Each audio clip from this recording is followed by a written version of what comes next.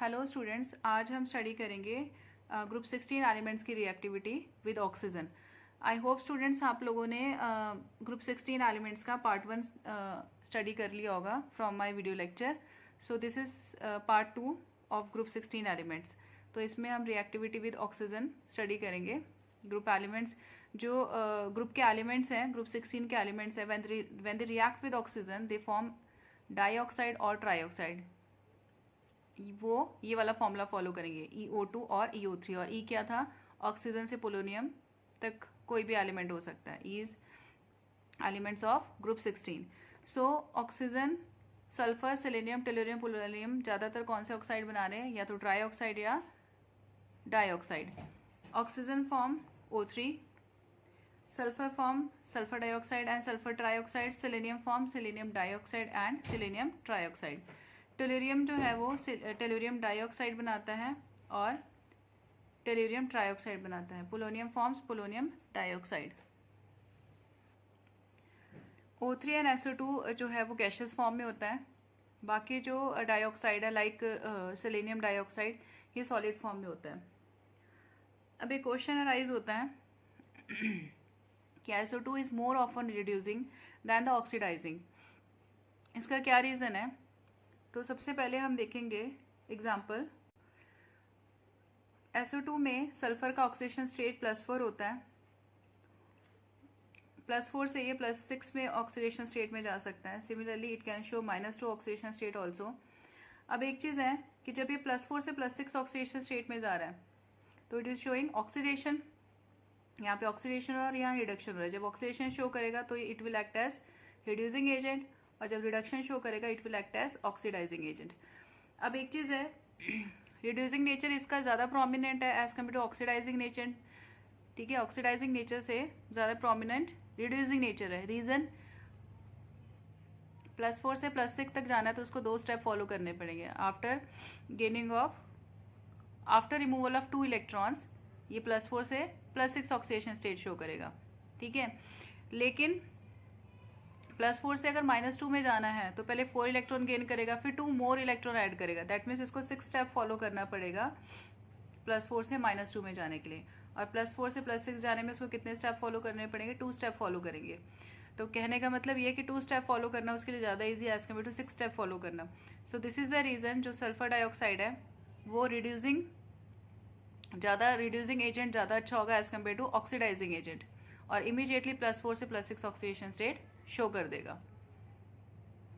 Because it is more stable in +6 oxidation state as compared to +4। Now on going down in oxides, reducing property decreases and oxidising property increases.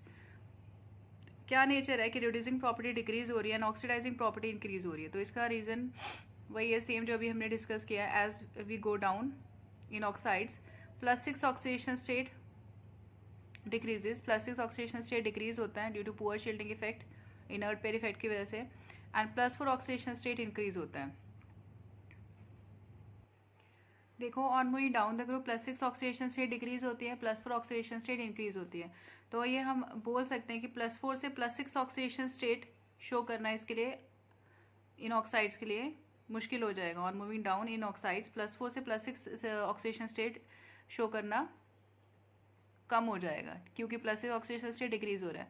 तो ये reducing nature को कम show करेंगे। ठीक है, reducing nature भी क्या हो जाएगा? डिक्रीज हो जाएगा because +6 oxidation state decreases, they will not show oxidation state from +4 to +6 में नहीं जाएंगे। तो रिड्यूसिंग नेचर ऑब्वियसली क्या हो जाएगा? डिक्रीज हो जाएगा।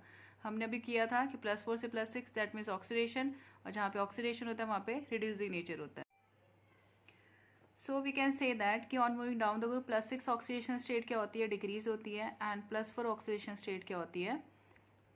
इंक्रीज होती है। तो ये हम कह सकते हैं कि अगर +4 से +6 ऑक्सीडेशन स्टेट में जाना होगा तो वो ईजिली नहीं जा सकते। क्यों?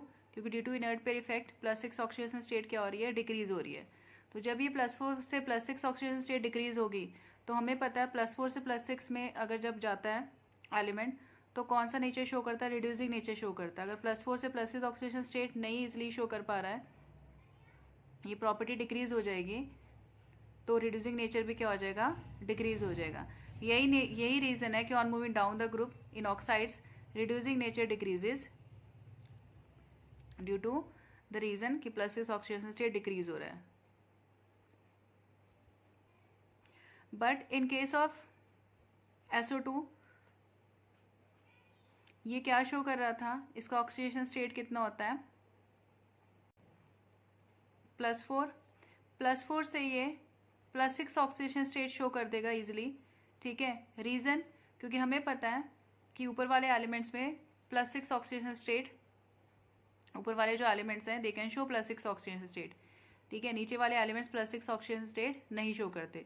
तो सल्फर के केस में ये जो है +4, अगर +4 ऑक्सीडेशन स्टेट में है, SO2 की बात कर रहे हैं, सल्फर +4 ऑक्सीडेशन स्टेट में है, it can easily go into +6 state. That means ये क्या शो कर रहा है, यहाँ पर रिड्यूसिंग नेचर शो कर रहा है.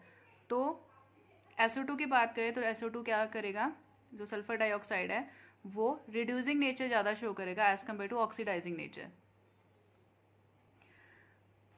हम एक तरह से और इसको डिफाइन कर सकते हैं. अगर हम ये कहें कि why oxidizing property of these oxides increases, तो ऑक्सीडाइजिंग प्रॉपर्टी क्यों इंक्रीज हो रही है, because we know that as we go down in oxides EO bond length increase होती है. दैट मीन्स उसका स्ट्रेंथ डिक्रीज होता है, ऑक्सीजन जो है वो ईजिली ब्रेक हो जाएगा. ठीक है, ये बॉन्ड टूटेगा और ऑक्सीजन ईजिली रिलीज हो जाएगा.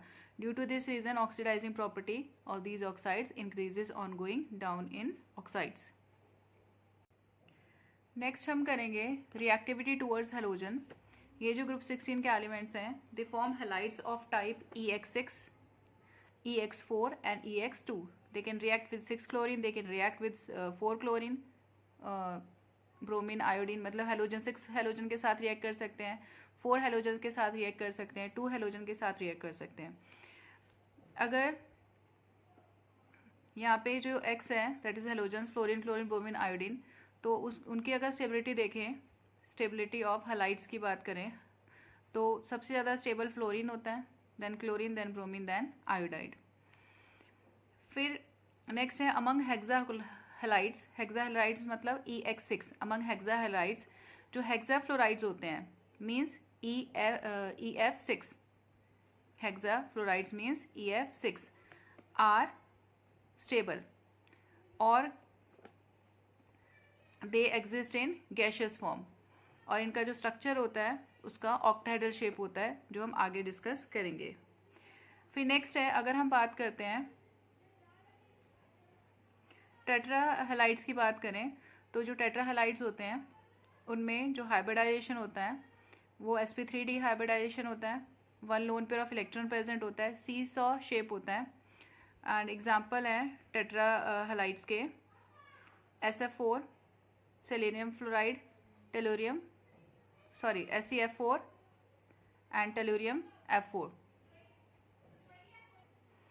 Sulphur tetrafluoride, selenium tetrafluoride, tellurium tetrafluoride. इनमें से जो सल्फर टेट्राफ्लोराइड है वो गैशियस फॉर्म में होता है, सेलेनियम टेट्राफ्लोराइड लिक्विड फॉर्म में होगा और ये सॉलिड फॉर्म में होता है. नेक्स्ट है डायहेलाइड्स. जो डायहेलाइड्स हैं उसमें जो हाइब्रिडाइजेशन होगी वो sp3 हाइब्रिडाइजेशन होगी. All except selenium form ECl2 and EBr2. Selenium को छोड़ के बाकी सब डायफोलाइट जो है डायहेलाइड्स हैं वो शो कर सकते हैं. For example ECl2 and EBr2. Selenium नहीं शो करेगा डायहेलाइड. फिर नेक्स्ट है मोनोहेलाइड्स. जो मोनोहेलाइड्स होते हैं वो डाइमर की फॉर्म में एग्जिस्ट करते हैं, डाइमरी के नेचर होते हैं इनके मोनोहेलाइड्स. For example S2F2, S2Cl2, S2Br2, Se2Cl2, Se2Br2. Dimer जो होते हैं dimer halides can undergo disproportionation reaction. For example ये सिलेनियम का डायहेलाइड है, it undergo disproportionation to form selenium tetrachloride and selenium. तो यहाँ पे सेलेनियम का जो ऑक्सीडेशन स्टेट है +1 है, यहाँ पे +4 है और यहाँ पे 0 है. तो +1 से 4 ऑक्सीडेशन, +1 से 0 रिडक्शन. मीन्स इस रिएक्शन में ऑक्सीडेशन रिडक्शन दोनों हो रहा है. दैट मीन्स ये रिएक्शन क्या शो कर रहा है, डिस्प्रोपोर्शनेशन को शो कर रहा है. This reaction is an example of disproportionation reaction. फिर नेक्स्ट है कि sulphur form SF6 but not SLCX.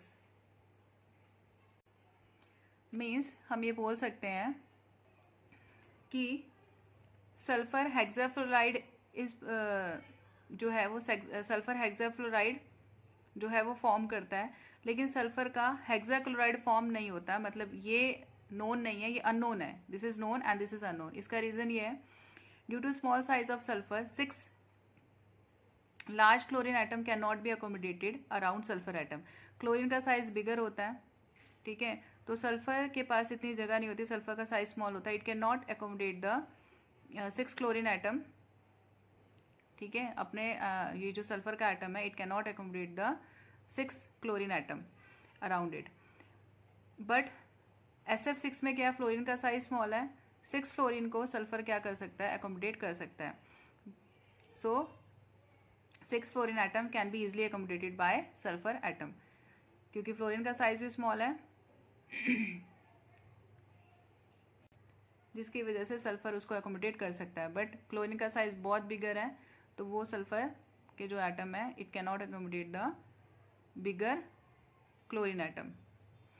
Next के क्वेश्चन अराइज होता है कि why sulphur tetrafluoride is easily hydrolysed than sulphur hexafluoride. जो SF4 है वो इजिली हाइड्रोलाइज्ड हो जाता है, बट SF6 इजिली हाइड्रोलाइज नहीं होता. या इसको हम ऐसे भी बोल सकते हैं कि SF6 इज एक्सेप्शनली स्टेबल. कि SF6 स्टेबल क्यों है, वाटर में स्टेबल क्यों है, वाटर के साथ रिएक्ट क्यों नहीं कर, पानी में जाने के बाद जब वाटर के साथ इनको ट्रीट कराते हैं तो SF6 जो है वो रिएक्ट नहीं करता वाटर के साथ, स्टेबल रहता है वाटर में जाके. क्या रीज़न है इसका? अब इसके रीज़न के लिए हमें इसका स्ट्रक्चर देखना पड़ेगा. जो हमारा SF6 है, ठीक है, उसका जो स्ट्रक्चर है वो क्या है, ऑक्टाहेड्रल शेप का होता है. SF6 is octahedral in shape. लेकिन जो SF4 होता है वो सीसॉ शेप का होता है. सबसे पहले SF6 में देखो, SF6 में 4 फ्लोरीन एटम्स सल्फर के साथ जुड़े हुए हैं. ये चारों फ्लोरीन प्लस सल्फर एक प्लेन में होते हैं. जो 5th फ्लोरीन होगा वो अबव द प्लेन होगा and 6th fluorine below the plane होता है. अब सल्फर को चारों तरफ फ्लोरीन ने घेर लिया है, ठीक है, और after making bond with sulphur atom इनके पास इलेक्ट्रॉन्स भी बच जाते हैं. तो अगर कोई भी वाटर मॉलिक्यूल इनके पास आएगा तो फ्लोरीन क्या करेंगे, सारे फ्लोरीन मिलकर उसको रिपेल कर देंगे, ठीक है. यानी स्टीरिक रिपल्शन इस केस में मैक्सिमम है. कोई भी वाटर मॉलिक्यूल आएगा तो ये जो 6 फ्लोरीन एटम्स हैं they will repel. Steric repulsion is maximum in SF6, जिसकी वजह से वाटर में ये हाइड्रोलाइज नहीं हो पाएगा. लेकिन इन SF4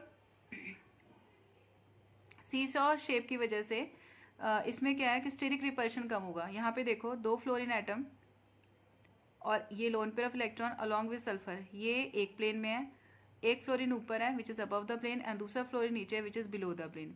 अब होगा क्या कि यहाँ पे इतनी रिपल्शन नहीं है, स्टीरिक रिपल्शन इज लेस, और यहाँ पर जो वाटर के मॉलिक्यूल्स है वो अटैक कर सकते हैं और ये हाइड्रोलाइज हो जाएगा वाटर में जाके. So, in case of SF6, sulfur is surrounded by 6 fluorine atom which cause steric repulsion to incoming water molecule, incoming group या water molecule. So, it is stable. यही reason है ये stable ज़्यादा है. But in case of SF4, less steric hindrance is created by 4 fluorine atom. So, any group cannot attack. मतलब कोई भी water molecule इस पर अटैक नहीं कर सकता और it cannot easily hydrolyze. अगर हम रिएक्शन देखें when SF4 is treated with water, तो क्या बनाएगा, SO2 प्लस HF बनाएगा. इसके बॉन्ड टूट जाएंगे और क्या बनाएगा, SO2 प्लस HF. बट अब जब हम SF6 को वाटर के साथ ट्रीट करेंगे तो कोई रिएक्शन नहीं होगी, क्योंकि जो SF6 है वो एक्सेप्शनली स्टेबल है. It will not react with water, water molecule इसके साथ रिएक्ट नहीं कर पाएंगे. तो यहाँ पे हम क्या लिखेंगे, no reaction. Next is dioxygen. अब हमें डाइऑक्सीजन की प्रिपरेशन करनी है. तो डाइऑक्सीजन की प्रिपरेशन के लिए जो लार्ज स्केल में प्रिपरेशन होती है वो होती है कि एसिडिक वाटर में हम एसिडिक वाटर की हम इलेक्ट्रोलिसिस करते हैं. तो हमें क्या मिलता है, O2 और H2 मिलता है. O2 को हम सेपरेट कर लेते हैं डिफरेंट डिफरेंट इलेक्ट्रोड होते हैं, कैथोड और एनोड होता है. So we collect the oxygen from the anode. हमें वाटर एसिडिक लेना है, ठीक है, क्योंकि वो जो एसिडिक वाटर है वो ईजिली अंडरगो, जो एसिडिक वाटर होता है वो ईजिली इलेक्ट्रोलिसिस शो करता है as compared to pure water. तो लार्ज स्केल में जो O2 है वो हमें by electrolysis of acidic water मिलता है. फिर नेक्स्ट मेथड है, अगर हम पोटेशियम क्लोरेट को हीट करते हैं तो it decompose to give KCl and oxygen. So from potassium chlorate हमें क्या मिलता है, ऑक्सीजन मिलता है. उसके अलावा कुछ मेटल के ऑक्साइड्स हैं, जैसे oxides of mercury, silver and lead. ये डिकम्पोज होते हैं ऑन हीटिंग और हमें क्या देते हैं, ऑक्सीजन प्रोवाइड करते हैं. For example mercuric oxide on heating gives mercury and oxygen. Silver oxide on heating gives silver and oxygen. Lead oxide on heating give PbO plus O2. Next is Pb3O4 on heating gives PbO plus O2. तो ये दो oxides हैं lead के, दोनों ही जब decompose होते हैं तो क्या देते हैं, हमें ऑक्सीजन देते हैं. And one more method is of the preparation of O2. H2O2 में जब इलेक्ट्रिसिटी पास करते हैं तो भी हमें O2 रिसीव होता है, तो भी हमें O2 मिलता है. फिर नेक्स्ट हम O2 की प्रॉपर्टी करेंगे. What is the properties of O2? Colourless होता है, ऑर्डरलेस गैस है, soluble in water, liquefies at 90 kelvin and freezes at 55 kelvin. इसके स्टेबल आइसोटोप्स प्रेजेंट होते हैं एटमॉस्फेयर में, वो कौन कौन से हैं, O16, O17 and O18. And next is paramagnetic nature. जो हमारा O2 होता है वो पैरामैग्नेटिक नेचर होता है. इसका रीज़न है because during the formation of O2 unpaired electron जो है वो प्रेजेंट होता है in anti bonding pi orbital. Due to the presence of unpaired electron in anti bonding pi orbital जो O2 होता है वो पैरामैग्नेटिक होता है. ये आप MOT थ्योरी में पढ़ चुके हैं, बट पूरा MOT थ्योरी आपको एक्सप्लेन नहीं करना है. 11th क्लास में MOT थ्योरी था, उसमें आप पढ़ चुके हो. बट आपको यहाँ पे सिर्फ इसका आंसर देना है कि वाई O2 इज पैरामैग्नेटिक. तो उसमें आप यही रीज़न दोगे कि इन O2 unpaired electron is present in antibonding pi orbital. That is why it is paramagnetic in nature. Next properties है ऑक्सीजन की कि it react with all metals and non metals except some metal. कुछ ऐसे metals जिनके साथ oxygen नहीं react करता, like silver, like gold and platinum. इनके साथ जो ऑक्सीजन है वो रिएक्ट नहीं करता. उसके अलावा ऑलमोस्ट सारे मेटल्स के साथ ऑक्सीजन रिएक्ट करता है. तो देखो, reaction with metals and non metals. For example, oxygen react with calcium to form calcium oxide. Oxygen react with aluminium to form aluminium oxide. Phosphorus that is P4 के साथ अगर oxygen react करता है, यहाँ पे ऑक्सीजन हमने access में लिया है, अगर एक्सेस में ऑक्सीजन लेंगे तो हमें क्या मिलेगा, P4O10. सिमिलरली अगर हम फॉस्फोरस के साथ ऑक्सीजन को ट्रीट करते हैं लेकिन ऑक्सीजन का कंसंट्रेशन कम है तो हमें क्या मिलेगा, P4O6 ये कंपाउंड मिलेगा. तो ये ध्यान रखना है कि अगर एक्सेस में O2 है तो हमें P4O10 मिलेगा. अगर लिमिटेशन में ऑक्सीजन है, दैट मीन्स लेस ऑक्सीजन है, तो हमें क्या मिलेगा, P4O6. कार्बन के साथ रिएक्ट करके O2 क्या बनाता है, CO2. जिंक सल्फाइड के साथ रिएक्ट करके क्या बनाता है, zinc oxide plus SO2. Methane के साथ रिएक्ट करके ऑक्सीजन क्या बनाता है, CO2 plus water. And these all are exothermic reaction. उसके अलावा कुछ और कंपाउंड्स हैं जिसके साथ ऑक्सीजन रिएक्ट करता है in the presence of catalyst, तो इनको हम कैटालिटिक ऑक्सीडेशन भी बोलते हैं. SO2 react with O2 in the presence of catalyst vanadium pentoxide. Vanadium pentoxide is a catalyst. और जब इसके साथ रिएक्ट करता है तो SO2 किस में कन्वर्ट हो जाता है, SO3 में कन्वर्ट हो जाता है. Similarly when O2 react with HCl in the presence of copper chloride, तो क्या मिलता है, कॉपर क्लोराइड यहाँ पे कैटलिस्ट की तरह बिहेव करेगा, तो हमें क्या मिलेगा, क्लोरीन गैस अलग मिलेगी और वाटर आउट हो जाएगा. फिर नेक्स्ट है कि जो ऑक्साइड्स होते हैं वो अलग अलग टाइप्स के ऑक्साइड्स होते हैं. कौन कौन से टाइप के ऑक्साइड्स होते हैं, एक होता है acidic oxides, basic oxides, amphoteric oxide, mainly 3 type के ऑक्साइड्स होते हैं। उसके अलावा भी एक और ऑक्साइड होता है जिसको न्यूट्रल ऑक्साइड्स कहते हैं। तो इनको हम एक एक करके पढ़ेंगे। एसिडिक ऑक्साइड्स क्या होते हैं? On addition of water produce acid, those oxide which on reaction with water produce acid, जो वाटर के साथ रिएक्ट करके एसिड प्रोड्यूस करते हैं उनको बोलते हैं acidic oxide. For example CO2 and SO2, these two are acidic oxide.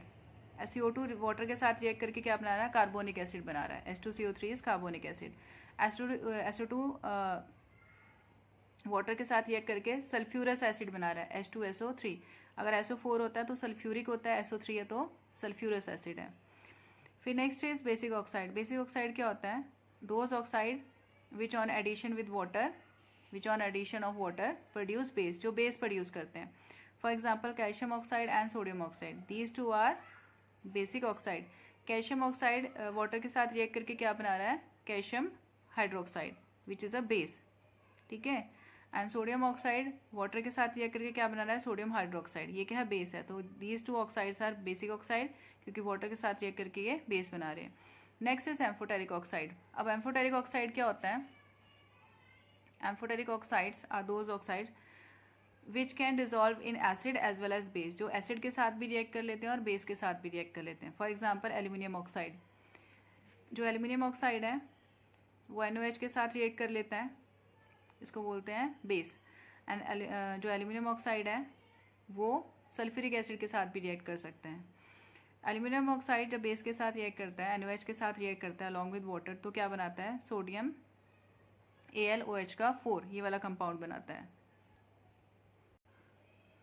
So aluminium oxide sodium hydroxide के साथ रिएक्ट करके विद वाटर क्या बनाता है? Sodium aluminate. This is sodium aluminate, sodium aluminate, NaAlOH का 4। उसके बाद aluminium oxide can react with acid, और उसके एसिड के साथ रिएक्ट करके क्या बनाता है? Aluminium sulphate plus water. फिर एक और ऑक्साइड्स हैं which is neutral oxide. Neutral oxides क्या होता है? विच कैन जो ना ही एसिड के साथ रिएक्ट करते हैं और ना ही बेस के साथ रिएक्ट करते हैं, ठीक है। उनको हम क्या बोलते हैं? Neutral oxide. For example carbon monoxide, nitric oxide and nitrous oxide, these are neutral oxide. Next uses है, O2 के यूजेज हैं।